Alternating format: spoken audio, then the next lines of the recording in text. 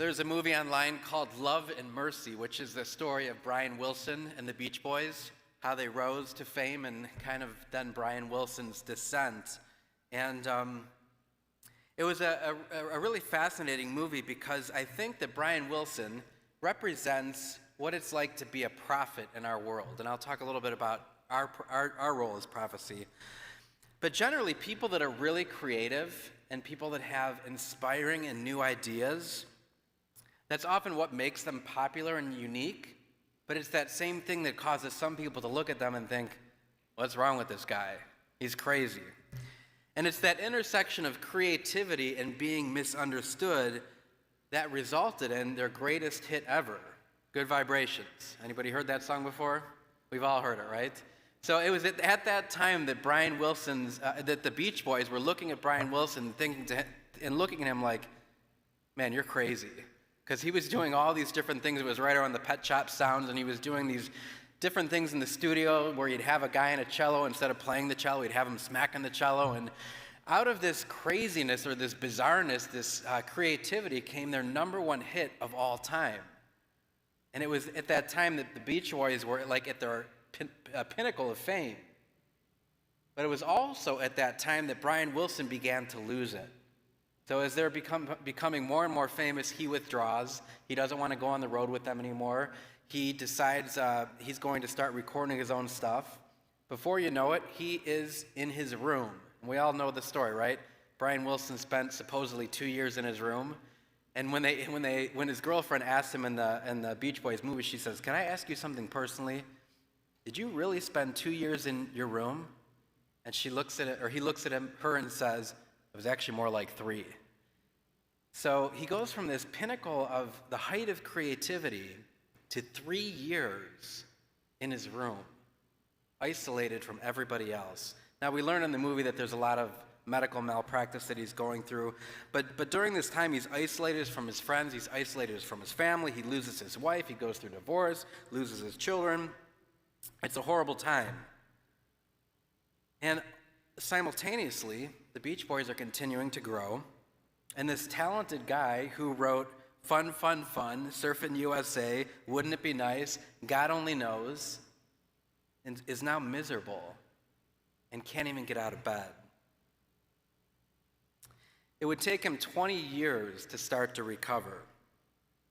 And it wasn't until 2013, and I remember this episode of Full House, where he finally got back on stage and sang Kokomo with the Beach Boys. So it'd be almost 50 years that it took him to get out of his bed and back on the stage.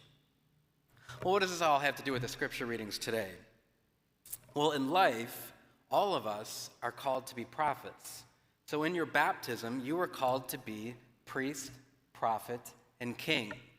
And so that means in many ways, we're supposed to put ourselves out there. We're supposed to be light for the world. What we'll discover with any of us if we're living a prophetic life is we're going to discover times where we rise in terms of using our gifts and talents, but then times where the world just crushes us because the world doesn't want the light, the world doesn't want a prophet. And we hear this in the readings today. Peter gets out of the boat, right? And he says, "Lord, if it's you, command me to get out and walk on the water." And he starts to walk on water, and it's amazing, right? And then what happens? He loses sight of the Lord, boom, and he begins to sink. We hear about it in the first reading with Elijah the prophet. So Elijah, this prophet, is prophesying God. He makes God create this fire and shows that his God is the true God. And then he goes on to fail, and he's chased out of his territory. The last week, we hear that he fell asleep under that broom tree. He was so exhausted, he fell asleep. The Lord fed him with manna and with water. He went on a journey for 40 days and 40 nights, gets to this cave at the top of the mountain, and what does he do in the cave? He hides. Like he doesn't want to have anything to do with anything. He hides. And the Lord comes to him and he woos him and he says, "Come out of the cave for a little bit." And so he comes out, and we hear this passage, of the Lord comes first, and he wasn't in the strong wind, or he wasn't in the earthquake, or he wasn't in the fire, but he was in a still, small whisper of a voice. And so the reality is that each and every one of us has to get in touch with that whisper of the voice of God That whenever we go through a struggle, or whenever we go through a difficulty, or whenever life seems to crush us, whenever we want to just hide in our bed and not get out of bed, we have to listen for that voice of God.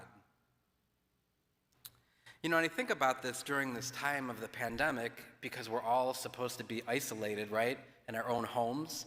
We've kind of gotten used to hiding out. It's kind of a joke, you know, with workers, especially with Zoom. You know, you don't have to get out of your pajamas in the morning. You just kind of roll out of bed and you roll over to Zoom. But the reality is, a lot of us are probably experiencing a breakdown of our lives, a change in the life or the world that we knew it. Our life is just like crumbling in some ways before us.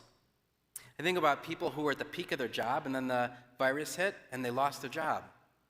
I know one guy that lost his job, so he started a farm. It's just a whole other way of life.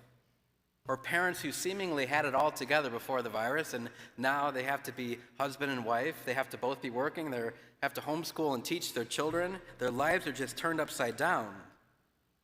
I know someone that was in New York, and he was reaching out to, you know, be an aspiring actor, and now he's back at home in Ohio and wondering what he's going to do with his life. It's the alcoholic, you know, who started drinking too much. Before you know it, he lost his family, lost his children. Somebody that thought they were happily married, all of a sudden they experience divorce and their life is completely turned upside down. It's a diagnosis of cancer. You know, you thought your life was, everything was good, and then you get diagnosed with cancer and your life completely changes. And all of these examples of life can cripple us, like take us down to our core, knock us out, put us in bed, not even want to get out of bed. And recovery often lasts way longer than we anticipate or than we think it's going to last. But I want you to know, if you hear nothing else, Jesus is with you. He's always reaching out to you. Take him by the hand. No matter how far you're sinking, no matter how deep your depression's getting, no matter how bad life seems to be, he's there. And as we hear in the first reading, it's often not in the destruction of our lives, not in the damage of our lives, not in the fire, not in the earthquake, but a small, gentle, whispering voice telling you that he's got you. And so as the world continues to rage around us and we all face the difficulties in our lives, we have to be willing to step out once more. Maybe you're watching this on home and you haven't been out of your house forever. To be willing to step out of that front door again. For each and every one of us to continue to step out back into the world. To take a step to get out of bed, get out of our rooms, get out of our house. Step back out on the water again, knowing that Jesus has you. Hear that gentle whispering voice in the midst of all the raging going on around you. Get to that place of silence and stillness in your heart where you can hear him. And then know that he's reaching out his hand to pick you up again.